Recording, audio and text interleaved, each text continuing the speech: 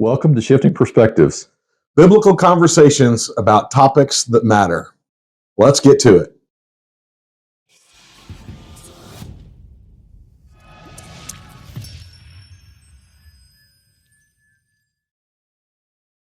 Welcome, everybody, to this week's Shifting Perspectives. And if you saw the last week's episode, you know, we have shifted our perspective back to our normal meeting place after we have just wrapped up a very successful vacation Bible school that we have been very excited to have.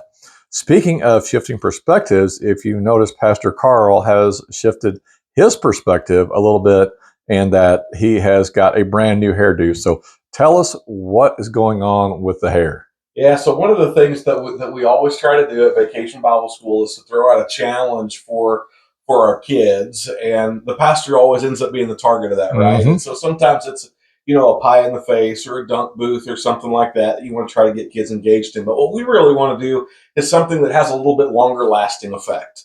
A pie in the face is fun. That's it's really cool, but it doesn't have the effect over time.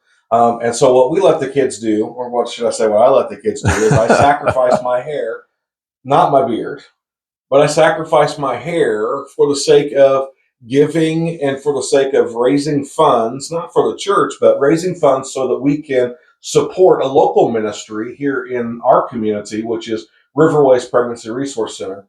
And especially given this last year, Missouri's had some struggles. Some of you are watching this from other states and other places, but Missouri has had some struggles with Amendment 3 passing last year, and them, basically codifying abortion in the state.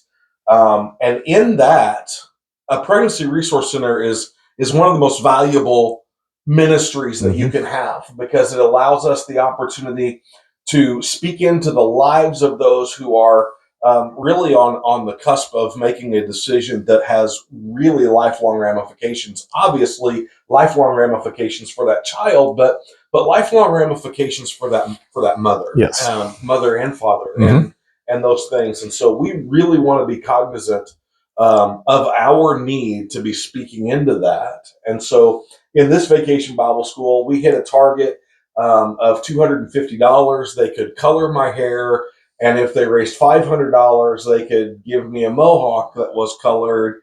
And they got pretty close, and then somebody got their checkbook out to make sure that I got the mohawk. And we do that as boys and girls are bringing money, and they understand who we're giving this to. They understand this is more than just, hey, we're bringing money to the church. This is all about taking the gospel outside of the four walls. So they learn that through Vacation Bible School. And then the other piece that this does is we're always looking for opportunities that open the door to share the gospel in our community. And I have had, over the years that I've done this, I've had countless conversations with people in the community over the fact that I'm a pastor of a church that has pink hair or blue hair or green hair or different things along those lines. And I get to tell people about the ministry of Riverways, and I get to tell people about the gospel, and I get to tell people about how our kids are engaged in ministry outside those four walls. But ultimately, I get to tell them that Jesus doesn't really, he's not really offended by these unique things that you might do. And maybe you're someone who's sitting here saying, I couldn't go to church because I have colored hair, or I have earrings, lots of them, and all of the other things that might be pierced. I have tattoos. Here's the reality: the gospel is all about what's in here, and all about transforming what's in here, not what's out here. And so this allows me the opportunity to tell people that doesn't define you. You're defined by what Jesus did on the cross for you. So that's really why I have, ultimately why I have pink hair, is for those ministries that are outside the four walls, and teaching our children to think bigger than just what we're doing here, because the kingdom of God is not what's happening in these four walls. Not at all. This is just a small part of that.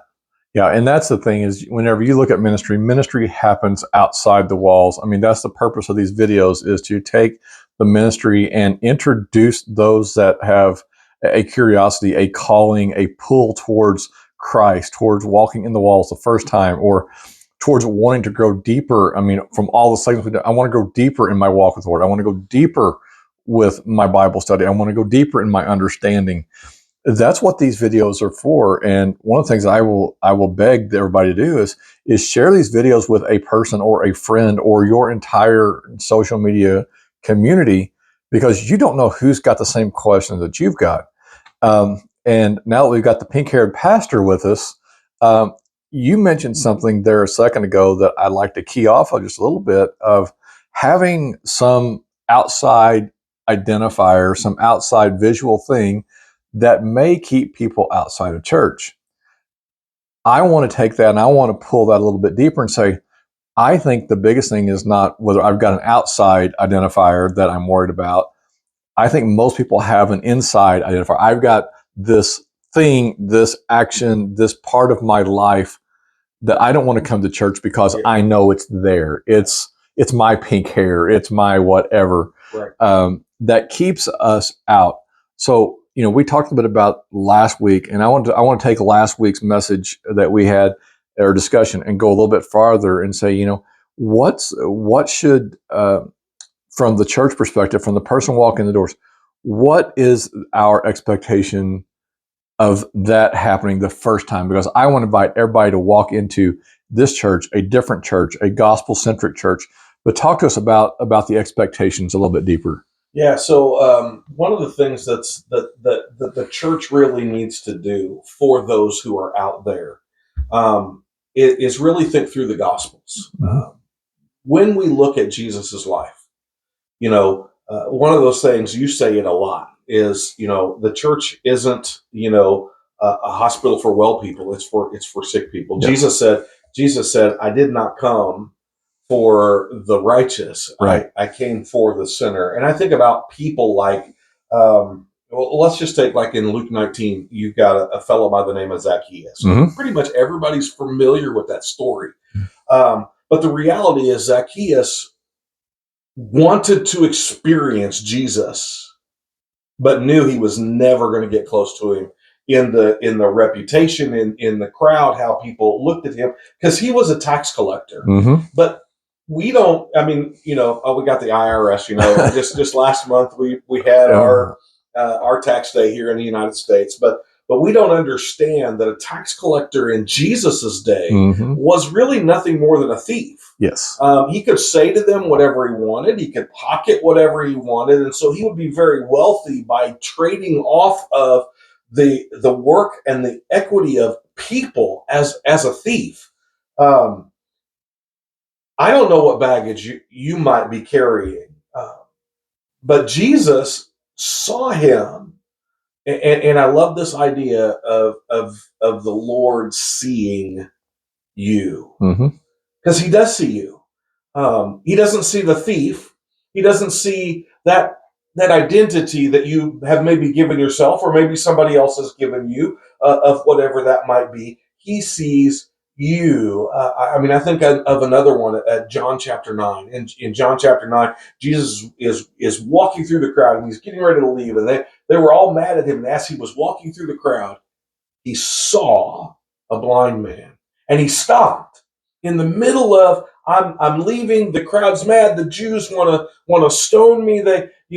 But he saw that one, and he saw that need, and he stopped, and he met them where they were. Mm-hmm. Now, if we're to take that as a first message to you all out there, and say that Jesus isn't looking at you by the labels, by the identity, by what you think that you are, or what others think that you are. He did the very thing of going to the cross for transformation of your heart. Yeah. But if we're to say the church, we have to look at people like Jesus looked at people. Yes.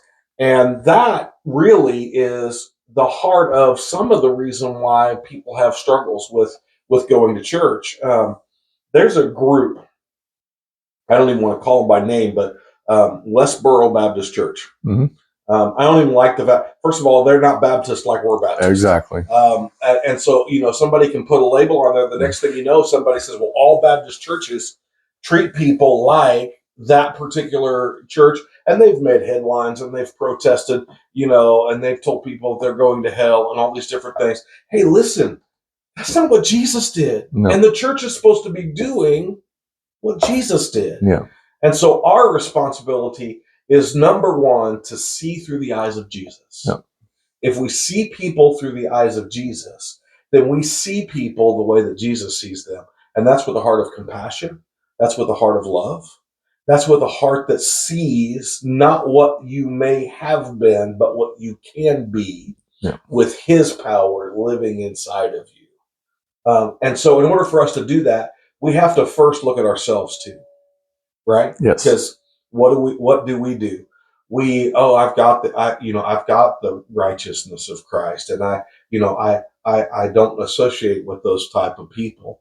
So first we have to say, Jesus saw us in our very worst. 100%. And from seeing us in our very worst, he still stepped down into the flesh and came to this earth to give his life for us. And that's what allows us to see others through that very lens. Yeah. And I even say the same thing whenever I'm doing marriage counseling, as an example. When we're struggling in our relationships, the very first thing that I tell a couple who's struggling is, the first thing that I want you to do is I want you to look at your spouse and see them the way that Jesus saw them. Yeah. Not the way that you got butterflies or how how you did all those things, but first see your spouse the way Jesus saw them. And once you begin to look at them that way, that oftentimes just in and of itself could transform our heart. And so as a church, that's how we want to see people who are walking through the doors. Yeah. And for those out there that, again, whether you have been in church and left or haven't come into church, it's not about church. It's about the relationship with Christ. And he, as Pastor said, he looks past the sin to see the sinner, to transform the sinner, and he can forgive the sin, but that transformation from the inside out is something that honestly, it takes a lifetime. It does. I mean, and that's the thing, is you may walk into church and see people and it looks different, but everybody's fighting a struggle. Everybody's fighting a battle. Everybody's fighting something with inside. A spiritual battle is constantly going on. So you're not alone. We do understand. And this whole segment we're doing is called Shifting Perspectives. And that's what we've been trying to do over the last several weeks or several months now, is getting people that engage to change your perspective, because there is no sin greater than Christ's love and grace. That's right. And as he looked up at Zacchaeus in that tree, and said, "Hey, come on down. I want to go have dinner with you tonight." That's a remarkable shift of Zacchaeus' perspective. Absolutely, it was. Yeah, that's right. One other thing that I think that we probably need to say, though, and that is that Jesus doesn't ever leave us where he found us. No. The idea isn't that Jesus said, "Come as you are, stay as you are, and everything is fine." The whole idea was, I came to give you, in John chapter 10, he said it very succinctly. He said, "I came to give you life." Mm-hmm. And that's not what you're in right now. No. In John chapter 8, he found the woman who was in adultery, and he said, "Go and sin no more." The encounter is supposed to change us. Yes. It's not Jesus saying, "Hey, you're all good exactly as you are." Because here's the reality. You may think you are. I may think I am. Mm-hmm. You may think you are. But the reality is, I'm not really all that good where I am. Mm-hmm. I need his grace and his forgiveness and his transformation in my life every single day. Every single day. Every day. And so with that, I think we'll wrap this one up, and we'll catch you guys next week as we begin a new topic. All right. See you then.